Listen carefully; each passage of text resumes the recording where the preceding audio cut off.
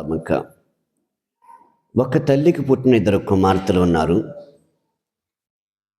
పెద్ద కుమార్తె అనుదినము అనుక్షణము తన ఇరుగు పొరుగు వారి యొక్క క్షేమం కోరుకుంటుంది.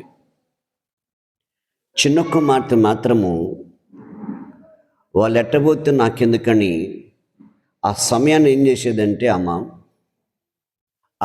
కష్టపడే దాంట్లో అది ఏదైనా సరే 100 రూపాయలు వచ్చినట్టే 90 రూపాయలు దాచిపెట్టుకుంటుంది, 10 రూపాయలు ఖర్చు పెడుతుంది.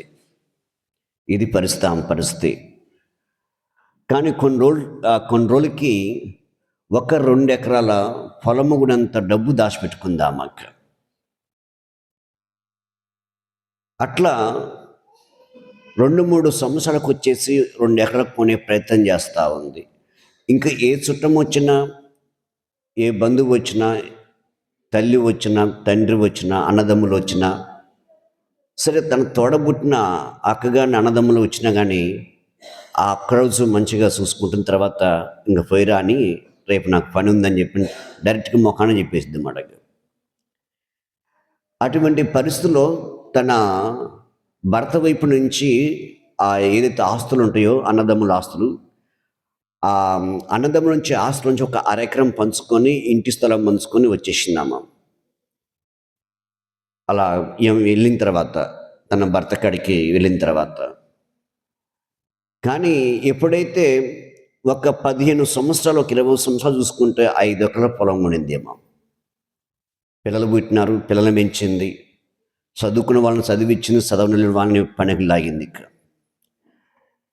కానీ ఏదైనా పండుగ వస్తేనే మంచిగా కూరలు కానీ ఏదైనా మంచి చేసేది. ఇంకా మధ్యలో చింతకాయ పచ్చడి, గట్టిపప్పు, లేకపోతే ఏదన్నా తనకి ఏది ఇష్టమో అది చేసుకుని తిని అది పెట్టి ఇంట్లో పెట్టేది. ఇంకా హఠాత్తుగా ఏమైందంటే, తన తోడబుట్టిన అక్క అయితే మాత్రం ఏం సంపాదించుకోలేదు. వాళ్ళ పెద్దలు సంపాదించిన ఆస్తి మాత్రము ఎందుకు పనికిరాకుండా అయిపోయింది. తన భర్త భయంకరంగా తిరుగుబోతుడు కాబట్టి పట్టించుకోలే. కానీ ఆ భర్త ఇంటికి తిరిగి ఆ పిల్లలకి ఆ పెద్దోళ్ళు సంపాదించిన ఆస్తి పోకుండా కాపాడుకుంటూ వచ్చిందాము.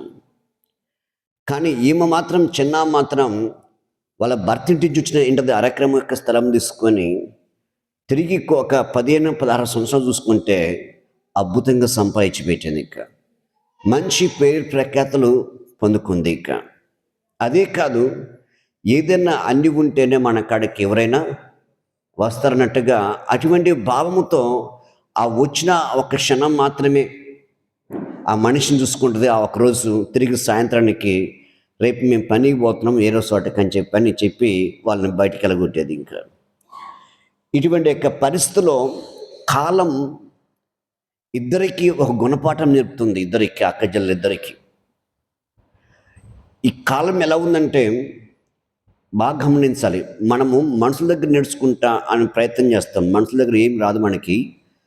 కాలము చేతనే దేవుడు మనకి ట్రైనింగ్ ఇస్తాడు. ఇంకా కాలము చేతనే సమాధానం ఇస్తాడు. కాలము చేతనే మనిషికి బుద్ధి చెప్పిస్తాడు. ఇంకా తగిన కాలం, తగిన సమయంలో ఆ కొడుకు ఒకగానో కొడుకు అయితే వాడు తాగుబోతుడండి.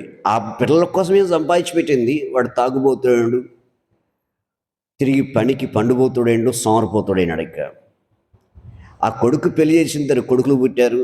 అంతా మంచిగా ఉంది. కానీ పరిస్థితి అంతా పెళ్ళయ్యేదాకా ఒకలాగుంది పిల్లలకి. పెళ్ళి అయిన తర్వాత ఏమో జీవితంలో ఇంకెప్పుడు సంతోషం చూడలామ. తన కుమార్తెకి పెళ్లి చేసింది 2 కుమారులు, 1 కుమార్తె.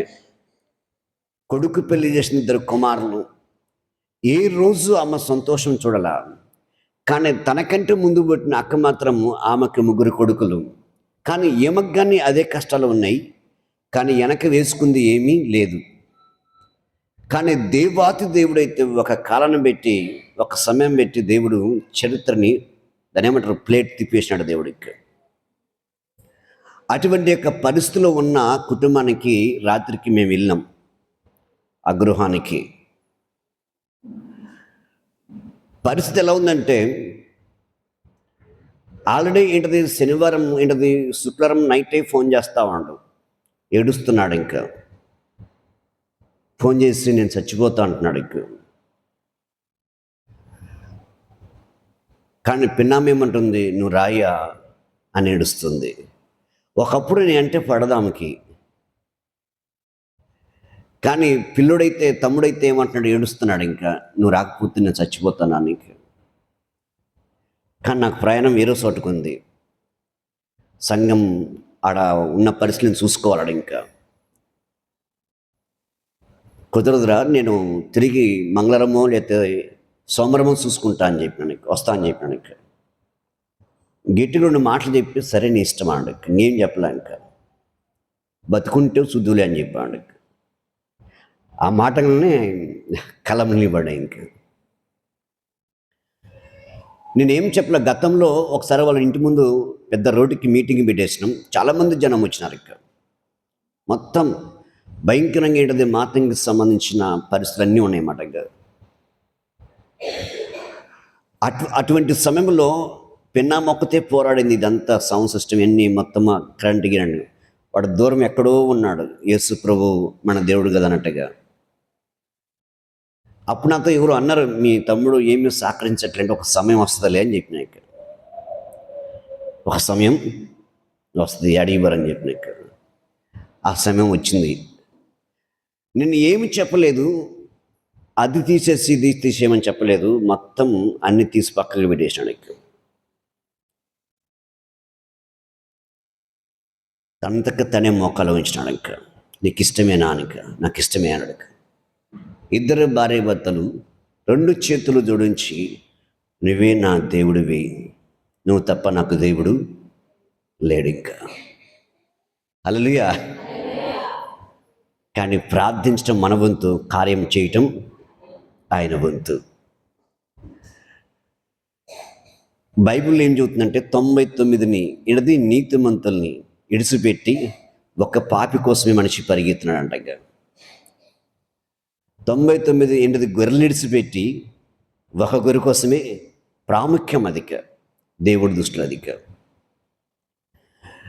తెలిసిన వాడికి మనం చెప్పాల్సిన అవసరం ఏమీ లేదు. ఇంకా వాడికి తెలుసు. ఇంకా పాస్టర్ గారికే వాక్యం చెబుతారు, కానీ తెలియని వాడికి చాలా ప్రాముఖ్యం. కానీ నువ్వు వెళ్ళి చెప్పింది ఏమీ లేదు, మౌనంగా అంతే. ఇంకా వచ్చే ముందు ఒక 5 నిమిషాలు ఏమో దేవుడి గురించి పరిచయం చేసిన, నేను చెప్పదలసింది చెప్పినా కదా నీకు, మీ ఇష్టం అని చెప్పినా. ఇంకా ఆ గడ్డ మీద ఎక్కడ నీళ్ళు పడలేదంట. తిరిగి ఆ బోర్ వేసేటప్పుడు నాకు ఫోన్ చేసిన, బోర్ వేస్తున్నాను. ఇంకా సరే మంచిది, నువ్వు ఎక్కడ వేపి అనుకుంటున్నావు అక్కడ నిలబడమని చెప్పినాక నిలబడ్డాడు. ఆయనేమో చెల్లుని, నేనేమో డగెడ్డు అన్నాను. ఇంకా ప్రార్థన చేసినాక, అద్భుతాలు చేయగల దేవుడు, నువ్వు మార్చగల దేవుడు, ఎంత వ్యక్తినైనా ఎటువంటి పరిస్థితిలో ఉన్నా కానీ నువ్వు మార్చగలవు అని చెప్పని ప్రార్థన చేసినాం. ఆ గడ్డ మీద 1/2 ఇంచు కంటే 30 ఇంచు కంటే ఎక్కువ పడవంట.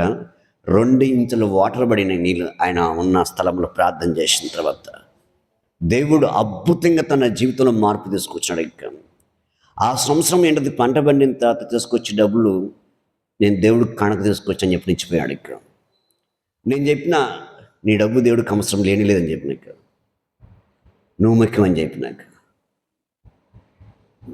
ఆ రోజు చెప్పిన డబ్బులు తీసుకొచ్చి నా చేతిలో పెడితే, నువ్వు ముఖ్యం దేవునికి, మరి ఏం చేస్తావు అని అడిగినాక, సమయం వస్తుందన్నా నేను త్వరగానే వస్తా అని చెప్పాను. లెక్క మంచిదని చెప్పినాక, వెళ్ళి కానుక పెట్టేసుకోపో అని చెప్పినాక, ఈ ప్రశ్న ప్రతి వ్యక్తితో చెబుతున్నాను. ఇంకా ఎవరైనా కానుక పెట్టడానికి వస్తే ముఖ్యం నువ్వు అని చెబుతాక, డబ్బు ముఖ్యం కాదు, డబ్బు ఎలాగైతే రేపు సంపాదించుకుంటాం. ఒకవేళ ఈ లోకములో నీ యాత్ర సడన్గా ముగింపు అయితే నరకం పోతావు కదా, అది చూసుకో అని చెప్పని ఇట్లా ప్రతి వరకు ఎక్కువగా ఏం బుర్రకథలు చెప్పట్లా, ఏమి చెప్పట్లా, నువ్వు ముఖ్యం అంతే. ఇంకా ఈ 2-3 మాటలోనే ఒక 5 నిమిషాలు 10 నిమిషాలు చెప్పి ముగిచ్చేస్తున్నాను. ఇంకా హల్లెలూయా. కానీ ఆ దేవుడి గురించి తెలియని వ్యక్తులకి క్షమాపణ ఉంది, కానీ తెలిసిన నీ గురించి నీకు క్షమాపణ లేదు.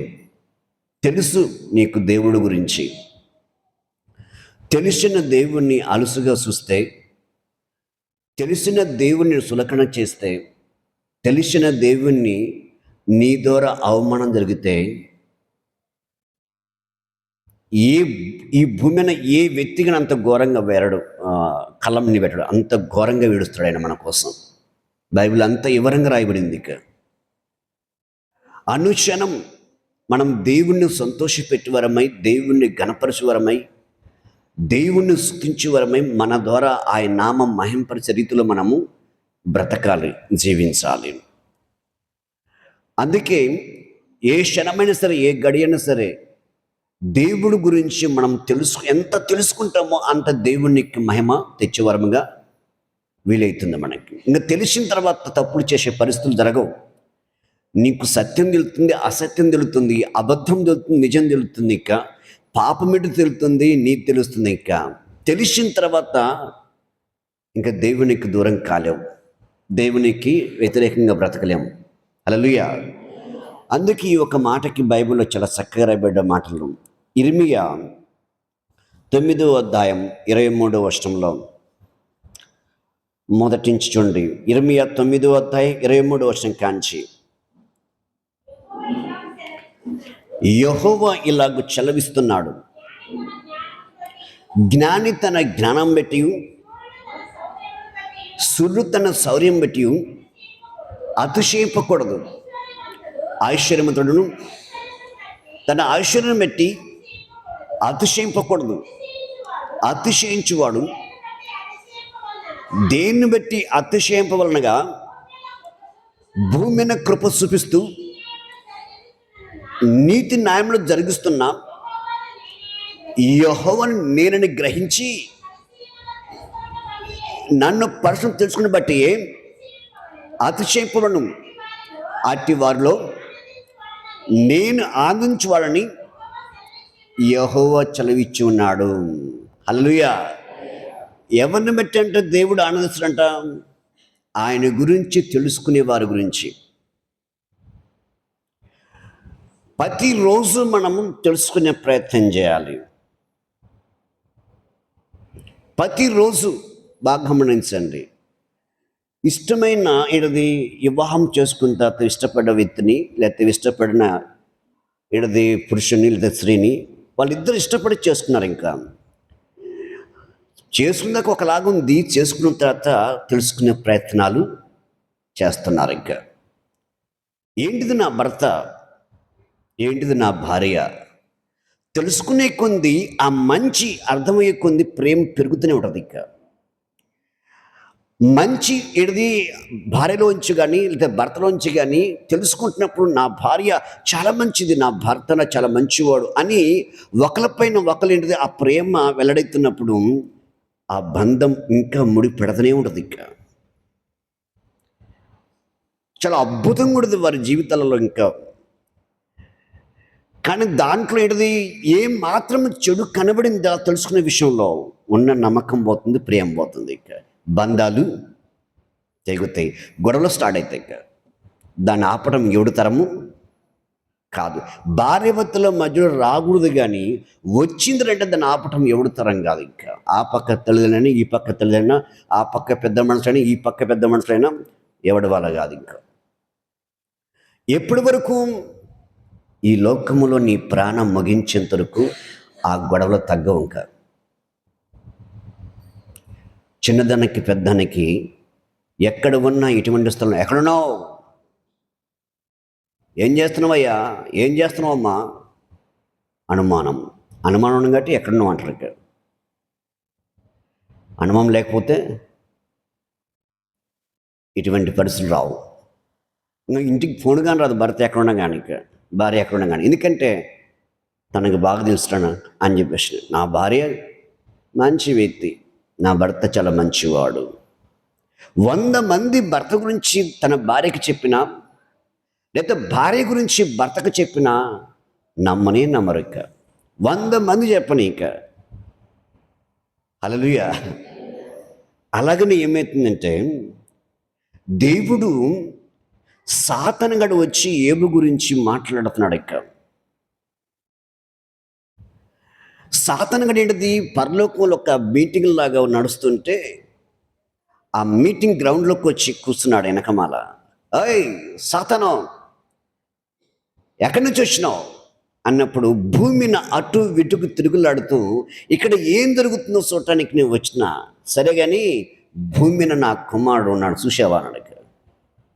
భూమిన నా కుమారుడు నీతిమంతుడు, నిందారహితముగా యథార్థమంతుడు. ఎవరి గురించి చెప్తున్నాడు దేవుడు? సాతానుతో మాట్లాడుతున్నాడు, ఏబు గురించి మాట్లాడుతున్నాడు. ఇక మరి ఈ మాటలు దేవుడు ఎప్పుడైతే మాట్లాడుతున్నాడో ఏబు గురించి సాతానుతో, వాడేమంటున్నాడు? ఇంకా కోపం వస్తుంది, ఎక్కలేని కోపం వస్తుంది. ఇక బాధ ఏంటిది? పట్టలేని బాధ వచ్చింది. అయ్యా, బో మురిసిపడుతున్నావు, ఆయన గురించి బో సంతోషపడుతున్నావు. నీ కంచె ఉంది కాబట్టి అతను అన్నిట్లో నీకు నమ్మకం ఉన్నాడు. ఒక్కసారి నీ కంచె తీసేయి. సరే, నువ్వన్నట్టే నా కంచె తీసేస్తున్నా, నువ్వేం చేస్తావో చేసుకుపోవాలి. ఇక్కడ హల్లెలూయా.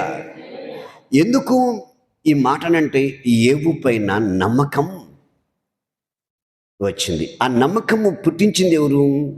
ఏవే దేవుడికి నమ్మకం పుట్టించలేదా? నమ్మకం కలగజేసుకున్నాడు. ఇంకా నమ్మకము ఏంటిది? కలగజేస్తున్నాడు. దేవుని నమ్మించినాడు. ఇంకా ఆ రీతిగా బ్రతికినాడు ఆయన. ఇంకా అలాగని భూమిన మనం ఉన్నప్పుడు ఎటువంటి స్థలంలో ఉన్నా, ఎటువంటి పరిస్థితిలో ఉన్నా, పురుషుల మధ్యలో స్త్రీ ఉన్నా, స్త్రీ మధ్యలో ఏంటది పురుషులున్నా, ఎవరు ఉన్నా సరే దేవుడు మనకి ఇచ్చిన దాంట్లో సంతృప్తి కలిగి ఉండటమే నీతి, న్యాయం, యథార్థ, సత్యమైన ప్రవర్తన. అధిక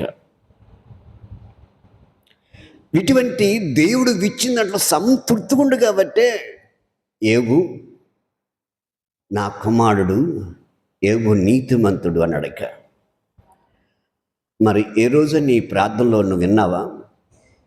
దేవుడు నీ గురించి నీ విరోధితో, నీ శత్రువుతో దేవుడు సాక్ష్యం ఇచ్చినట్టుగా విన్నావా? నమ్మి నాటించి ఇప్పటి వరకును, నమ్మి నాటించి ఇప్పటి వరకును. చూడండి, నాకు దేవుడి గురించి పెద్దగా తెలియదు. దేవుడు నాతో చేసిన యొక్క వాగ్దానం ఒకసారి చూడండి. దావీదు కీర్తన 2వ అధ్యాయం 7వ వచనములో, కట్లను వివరించదును, యెహోవా నాకు ఇలాగ చలవిచ్చను, నీవు నా కుమారుడువు, నేను కని ఉన్నాను, నన్ను అడుగుము, జనము నీకు స్వాస్థ్యముగాను భూమి దిగంతరం వరకును సొత్తుగా విచ్చేదను. ఇనుప దండముతో నువ్వు వారిని నలకొట్టెదవు, కొండను పగలగొట్టినట్టు ముక్క చెక్కలుగా వారు నువ్వు పగలగొట్టేదవు. హల్లెలూయా. అప్పుడు ఇంకా సేవ ఆరంభంగా స్టార్ట్ అవుతుంది. ఇక నీవు నా కుమారుడు వాడిక. నేనే స్టన్ అయిపోయినా, అసలు ఏం చూసినబ్బా అని, నన్ను అసలు ఏం చూసినాడా అని. ఇక ఇదే కాదు, చూడండి, రోమా 8వ అధ్యాయం 28వ వచనంలో ఒక మాట రాయబడింది. ఇక్కడ ఈ వాగ్దానాన్ని తీసుకొని మళ్ళీ అక్కడ మాట్లాడాలి. ఇక మందిరం కప్పు అయిపోయింది. ఇది సేవ ఆరంభంలో దావీదు కీర్తన మాట్లాడింది. మందిరం కప్పు అయి మందిరం యొక్క పరిస్థితికి రెడీ అవుతున్న టైంలో దేవుడు మాట్లాడుతున్న మాట ఇది. అదే మాటని ఇక్కడ దేవుణ్ణి ప్రేమించే వారికి, అనగా ఆయన యొక్క సంకల్పం యొక్క చొప్పున పిలవబడిన వారికి మేలు కలుగుటకై సమస్తము సమకూడి జరుగుతున్నాయని వెరుగుదుము. ఎందుకనగా తన కుమారుడు అనేక సహోదరులను జ్యేష్ఠుడు అగునటను దేవుడు ఎవరిని ముందుగా ఎరుగునో వారు తన కుమారునితో స్వరూపము గలవరట్టు వారిని ముందుగా నిర్ణయించను. మరియు ఎవరిని ముందుగా నిర్ణయించను వారిని పిలిచెను, ఎవరిని పిలిచినో వారిని నీతిమంతులుగా తీర్చెను, ఎవరిని నీతిమంతులుగా తీర్చెను వారిని మహిమపరిచెను. హల్లెలూయా, హల్లెలూయా. అంటే దేవుడు తన కుమారునితో పాటు సమాన హక్కు గల వారిగా పిలిచినాడు. ఇంకా అక్కడున్న వాగ్దానం ఇక్కడ తిరిగి అప్పుడుకేటిది 2000 సంవత్సరంలో 2 నెలల ఫిబ్రవరి లాస్ట్లో దేవుడు పిలిచినాడు. తిరిగి 2017 లాస్ట్లో ఏంటది మందిరం ప్రతిష్ఠకి వస్తున్నప్పుడు ఈ వాగ్దానం చేశాడు. ఇక్కడ శ్రమలు ఎన్నో ఉన్నాయి, ఎన్నో అవమానం ఉన్నాయి, ఎన్నో ఆకర్షమని నా ముందుకు వచ్చినాయి నన్ను ఆకర్షించడానికి. ఎన్నో మనిషికి రీతిగా మనిషికి లోకంలో ఏం అవసరం అన్నీ ముందుకు వచ్చినాయి. దేవుళ్ళలోంచి నన్ను తప్పించడానికి, దేవుళ్ళలోంచి నన్ను పక్కలాడడానికి ప్రయత్నం చేసినాయి. సాతానుగాడు వేయని గాలం లేదు, చూపించలేని చూపించని ఆకర్షణ లేదు, అన్నీ చూపించింది. ఇంకా ఆ రోజు యేసుప్రభుకు ఒక క్షణంలో ప్రపంచం మొత్తం చూపించి ఇది నాకు ఇవ్వబడింది, నాకు నువ్వు మొక్కుతీ అని నీకు ఇస్తానట్టుగా ఆ స్థితికి తీసుకొచ్చింది. ఇంకా ఆ రోజు లాస్ట్ ఫైనల్లో మందిరం తెల్లంగా తరగతి ప్రతిష్ట ఇంట్లో కూర్చొని ప్రార్థన చేస్తున్నాను. ఇంకా నాకు నువ్వు కావాలి అంతే, ఇక నాకేం అక్కర్లేదు, నాకు నువ్వు కావాలి. నేను ఏం కోరుకోవాలో నాకు తెలియదు, ఏం అడగాలో నాకు తెలియదు, నీకేది ఇష్టమో అదే నాకు ఇవ్వు. ఒకవేళ నేను కోరుకుంటే అది నీకు వ్యతిరేకం కావచ్చు, అది నీ నుంచి నన్ను దూరం చేస్తుంది. ఇక నాకు నువ్వు కావాలి. హల్లెలూయా. అందుకే ఈ మాటని నీకెందుకు చెబుతున్నాను, దేవుడి గురించి మనం ఎప్పుడైతే తెలుసుకునే ప్రయత్నం చేస్తామో దేవుడు ఆనందిస్తాడు మన ఎడల.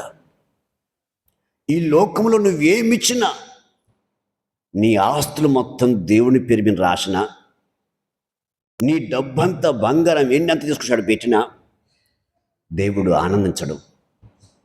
నీ జ్ఞానం, నీ తెలివి, నీ బలం, నీ పేరు ప్రఖ్యాతలు ఉపయోగించడం కానీ పక్కకు నెట్టేస్తాడు ఆయనకి.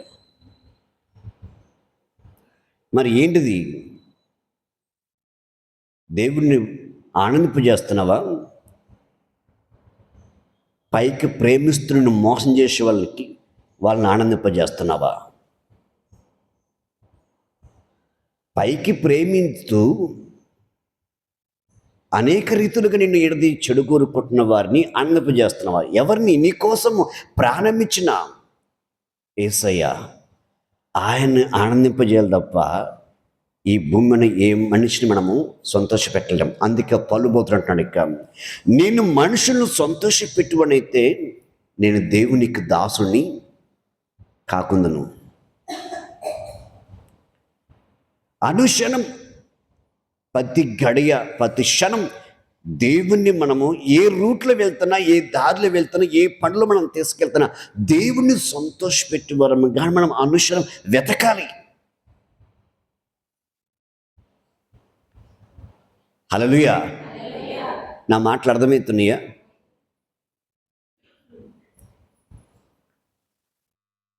అందుకే చాలా అద్భుతమైన యొక్క మాటలు ఇక్కడ రాయబడ్డ. మరొకసారి చదువుకుందాం. ఇర్మియా 9:23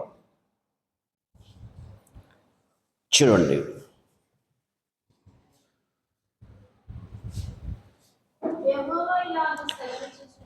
యెహోవా ఇలాగ చదివిస్తున్నాడు, జ్ఞానం తన జ్ఞానం బట్టి, సూర్యుడు తన శౌర్యం బట్టి అతిశయింపకూడదు. ఐశ్వర్యవంతులను దాన్ని ఐశ్వర్యం బట్టి అతిశయింపకూడదు. అతిశయించువాడు దేన్ని బట్టి అతిశయింపనగా భూమి మీద కృప చూపిస్తూ నీతి న్యాయములు జరిగిస్తున్నా యెహోవా నేనని గ్రహించి నన్ను పరచునిగా తెలుసుకున్నట్టే అతిశయింపబడను. అతి వాటిలో నేను ఆనందించేవాడని యెహోవా చలవిస్తున్నాడు. ఇప్పుడు ఒక్కసారి నీ గుండె మీద చేసుకుని చెప్పు, దేవుడు నీ పక్షాన ఆనందిస్తున్నాడేమో చెబుతారా? దేవుడు నా పక్షాన ఆనందిస్తున్నాడు అన్న వాళ్ళు చేయి పెకెత్తచ్చు, లేదా గుండె మీద చేయబెట్టుకొని చెప్పచ్చు. ఆ ధైర్యం అటువంటి నిశ్చయత, అటువంటి నిర్ధారణ, ఆ రీతిలో దేవుని కొరకు రోషంగా ఆ అడుగు నీకుందా?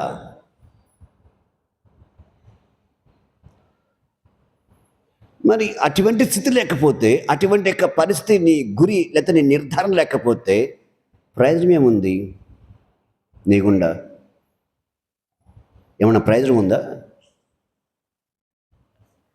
చిన్న ఒక ఉదాహరణ, తల్లిదండ్రులు ఏంటిది, బిడ్డని కానీ అంత అయిపోయిన తర్వాత వాడిని పెంచి పెంచి పెంచి పెంచి పెంచి 6 అడుగులు చేసి అంత అయిపోయిన తర్వాత వాడు ఎప్పుడు చూసినా ఇంకా కూర్చొని తినటము, పండుకోవటం, లేయటం అంతే. కనీసం గ్లాస్ నీళ్ళకి వాళ్ళ అమ్మ నాన్నకి నీళ్ళు లేకపోతే దాన్ని ఏమంటారు, గొంతు పెట్టినప్పుడు ఆ తల్లిని సంతోషం ఉందా? దాన్ని ఏమంటారు, గాడిద అంటారు, ఏమంటారు, ఏమంటారమ్మా? అటగాడిదా? బలి బాగుంది భాష ఇది. సరే, మన ఇంట్లో వాళ్ళు ఏంటిది, పని ఏంటిది సహకరించకపోతే ఇట్లా అంటున్నాం కదా, మరి దేవుడు మనల్ని ఏమనాలి? ఏమనాలి చెప్పండి, మీరే చెప్పాలి. ఇక ఏంటిదయ్యా? దున్నపోతు. అబ్బో, ఇది ఇంకా బాగుంది. ఇక అన్నది అదేనా, దున్నపోతాను అన్నది? రైట్. మరి ఏం చేద్దాం చెప్పాలి. ఇక నువ్వు దేవుణ్ణి ఎంతగా నువ్వు సంతోషపెడతావో దేవుడు నిన్ను అంతగా ఘనపరుస్తాడు. ఆయనక నమ్ము. ప్రతిరోజు మనల్ని చెడు కోరే వాళ్ళని, మన గురించి మన ముందు మంచిగా ఉండి ఇక్కడ ఎన్నో మాటలు తెచ్చిపోయి వాళ్ళకి ఇలాగ చెప్పేవాళ్ళని, వాళ్ళ కోసం నువ్వు ప్రయాసపడేది ఏంది? ప్రేమ చూపించంతే నీ బాధ్యత, అంతే. కానీ నీ కోసం ప్రారంభించిన యేసయ్యని, నీ కోసం ఏంటిది, ఆ సాతన చేతులను, సాతన బంధకాలు, నరక అంచులు నిన్ను ఇడిపించి నిన్ను నీతిమంతునిగా చేసి దేవుడు తనకి దగ్గరికి చేరుదేసుకుంటా దగ్గర తీసుకున్న ఆ దేవుని పక్కగా పెట్టి మనుషులను సంతోషపెడుతున్నావంటే దీంట్లో సిగ్గు చెట్టు తప్ప మరొకటి లేదు. ఇంకా హల్లెలూయా. అన్నా, నువ్వు తిడుతున్నావు, మాకు అర్థమైంది. వాక్యం చెప్పినట్టు చెబుతున్నావు కానీ వాక్యం చెప్పట్ల, మమ్మల్ని తిడుతున్నావు, మాకు అర్థమైపోయింది. తిట్టినానా? దీంట్లో ఏమైనా ఉన్నాయి మా బూతు మాటలు? తిట్టట్లా. దేవుడికి నీకు మధ్యలో ఉన్న ఆ బంధం, ప్రేమ గురించి చెబుతున్నాను. ఇంకా ఆయన ఎంతగా నీకోసం తన ప్రాణమే అప్పగించినాడు. నువ్వు చేసిన పాపానికి 39 కొడల దెబ్బలు, నెత్తి మీద ముళ్ళ కిరీటం, ఆయన ఒంటి మీద బట్టలు తీసేసి ఒక మొలక మాత్రమే కొంచెం సాటుగా వస్త్రం ఉంచారు ఆయనకి. చాలా తీవ్రమైన శాపగ్రస్తమైన మరణం అది. అంటే ఆ మరణం ఆయన ఎందుకు మరణించినంత భయంకరంగా, శాపంగా, అది నిన్ను బట్టి. ఆయనకి అటువంటి పరిస్థితి ఎందుకు వస్తే నిన్ను బట్టి. కానీ ఆయన సులువ మీద ఉంటే ఎందుకు ఆయన ఎట్లా చచ్చిపోయినాడు అని చెప్పి అంటున్నావు. కానీ ఆ ప్రేమ గురించి లోతులోకి వెళ్ళి అర్థం చేసుకుంటే అది నిన్ను బట్టే నీకు అర్థమైతే ఇంకెప్పుడు యేసుకు విడిచిపెడతావా? ఇంకెప్పుడు ఆయన దూషిస్తావా? ఎప్పుడు ఇంకేంటిది ఆయన నామానికి అవమానకరంగా బ్రతికే పరిస్థితి మనకు ఉండదా? ఉండదు కదా. హల్లెలూయా. కాబట్టి అందుకే దావీదు కీర్తన 1వ అధ్యాయం 1 నుంచి 6వ వచనం వరకు. దావీదు కీర్తన.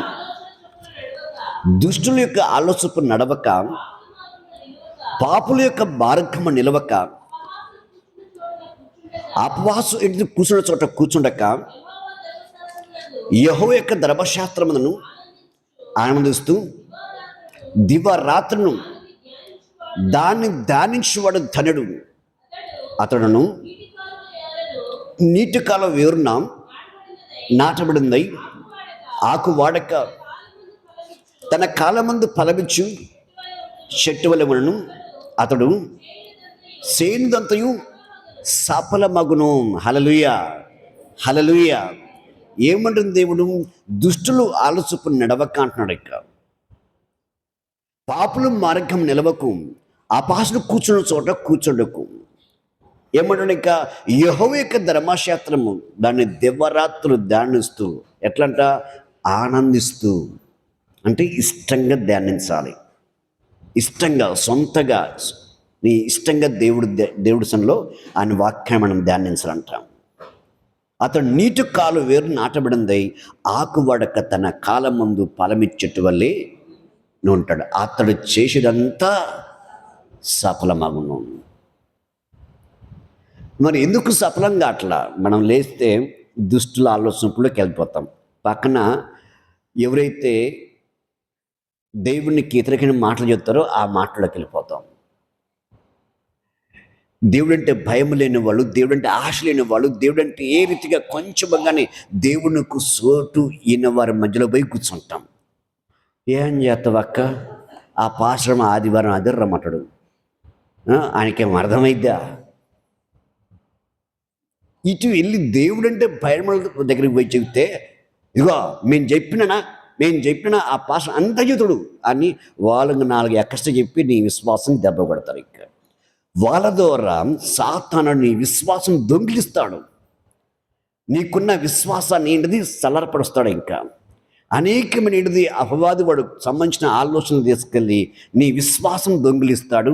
నీ విశ్వాసంలోంచి నువ్వు పడిపోయి తొలగిపోయే పరిస్థితి తీసుకొస్తాడు. ఇంకా అందుకే అన్నిటికను విశ్వాసకు ఎక్కడ పొత్తు లేదు. దేవుడంటే భయం లేని వాడికి, దేవుడంటే భయం కలిగిన వాడికి ఎక్కడ పొత్తు కుదరదు. ఇంకా అటువంటి వారి మధ్యలోకి వెళ్ళకంటున్నాను. ఇక నీకు అవసరం ఉందా? వెళ్ళు, అతనికి అవసరమైతే ఇవ్వు. కానీ కూర్చొని గంటలు మాట్లాడకు. మాట్లాడితే ఏమైందంటే ప్రాబ్లం వస్తుంది. మీకు చాలాసార్లు చెప్పా, గజ్జెడు పక్కన కూర్చుంటే గజ్జే వస్తుంది. తల్లిని పేలు పెట్టినా పక్కన కూర్చున్నాకో ఆ రాష్ట్రం నుంచి ఈ రాష్ట్రానికి వస్తుంటాయి, ఈ రాష్ట్రం నుంచి ఆ రాష్ట్రానికి వస్తుంటాయి. జాగ్రత్త. ఈ మధ్య ఎప్పుడైనా చూసారా పేర్లు దూకుతున్నాయంటే ఈగలు దూకినట్టుగా? మీరు ఎప్పుడైనా చూసారు లేదా? ఇంకా పక్కన తలకాయ పెడితే కాదు, కొద్దిగా ఆనుకూడదు. ఆ తలలో పెరిగి దానికి రెక్కలొత్త ఏమో తెలియదు, కానీ దూకుతబ్బా ఈ చేను బాగుంది, ఈ పైరు బాగుంది అని. ఇంకా అందుకే నూనె రకరకాల కంపెనీ నూనె పెడతారు. అందుకే ఇటు దూకుతాయి అన్నమాట. వాసన చూసి అబ్బాయి ఈ చేలో మంచిగా బాగున్నాయి, మేడి పండ్లు బాగున్నాయి. ఇంకా అయినా ప్రయోజనం ఏముంది? బతుకులో, జీవితంలో, ఆలోచనలో, ప్రవర్తనలో మార్పు లేనప్పుడు అపవాదితో ఏంటిది? అపవాదికి సంబంధించిన మనుషులతో మనం పొత్తు పెట్టుకున్నప్పుడు సేమ్ ఇదే పరిస్థితి ఎదురైంది మనకి. ఇంకా హల్లెలూయా. అందుకే ఇక్కడ దేవుని యొక్క వాక్యం ఏమవుతుందంటే 4వ వచనం, దుష్టులు అలాగా నుండక గాలికి చెదరకు పొట్టు వల్లే నుందురు. కాబట్టి నా ఈ మనసులో దుష్టులను, నీతిమంతుల సభలో పాపులు నిలవలేరిక. అందుకే కొన్ని స్థలములో ఏంటిది, కొన్ని ప్రాంతాల్లో కొంతమంది, అవును మేము మీ ప్రార్థనకు వస్తాం, మీరు ఎందుకు మా దగ్గర రారు అని అంటుంటారు. ఇక కానీ వచ్చిన కుదుట కూర్చుంటాడా? వచ్చిన కుదుట కూర్చొని వింటాడా? వినడు. ఎందుకంటే మన కోసం వచ్చాడు తప్ప దేవుడి కోసం వచ్చినాడు చెవి పెడతాడు. ఇక అది స్త్రీ అయిన పురుషుడైన ఇక దేవుడి కోసం కాకపోతే వచ్చినాము అనే ఒక ఆలోచన తప్ప మనకి నెక్స్ట్ మనమే అప్పుడు మీ ఇంట్లో ప్రార్థన పెడుతున్నా వచ్చినాక ఇప్పుడు మా ఇంటికి రా లింక్ ఇస్తాడు. వాడు ఏదొక్కడ చోట అపవాది మనల్ని బంధిస్తాడు, గాయపరుస్తాడు, లేకపోతే వెక్కిరిస్తాడు, మనల్ని అవమానం చేసి 10 మందికి తెలియజేస్తాడు. ఇక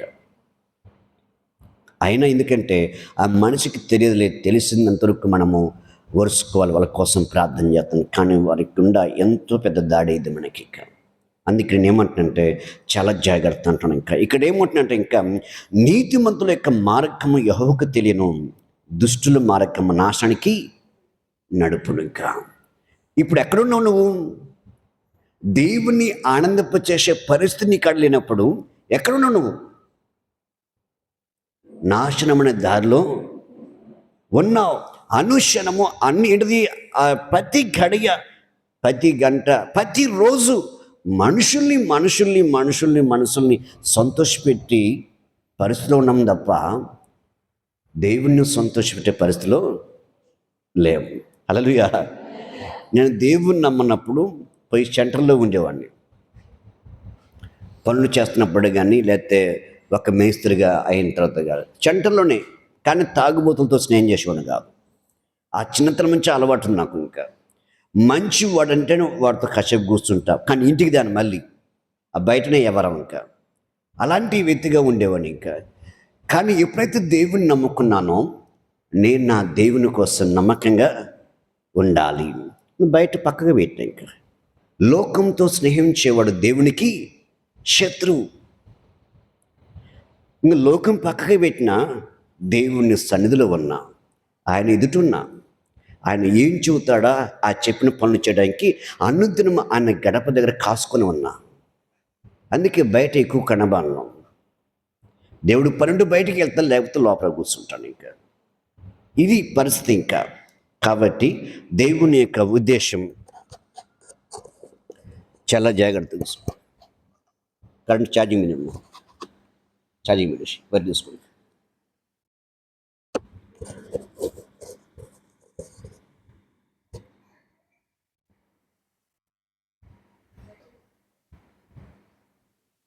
చక్కగా ఉంటుంది వీళ్ళు. పెట్టరు